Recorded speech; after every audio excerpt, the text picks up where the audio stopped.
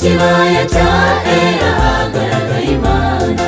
Hari umugabo wigize icyaha, yasuzuguye Imana kugeza ku munota wa nyuma, yiringiye ubutwari bwe apfa bidatinze. Genda ushyire bakuru bawe ibyo kurya umukuru, ugende wihuta kandi ntugire aho uhagarara.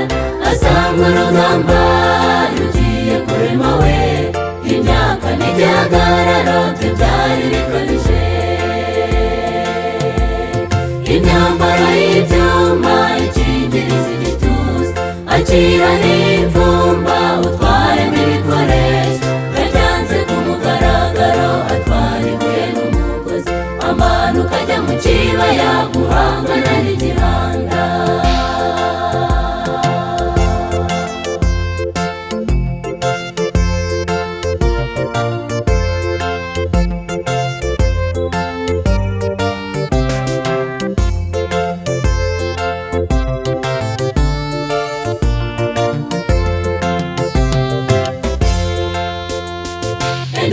Garuka Dawidi wihangana n'igihanda, garukira aho ngana tw'abakuru twamutinya.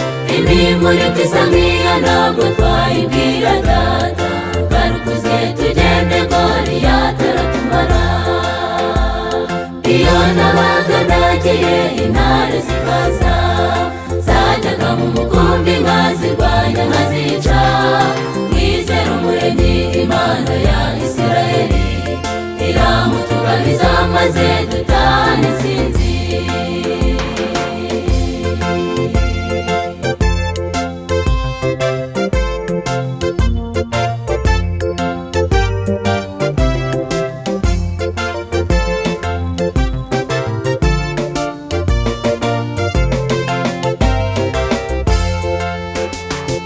Cya gihanda cyiteguye rwose kumumira, Dawidi yafashe umugozi ashyiramo akabuye.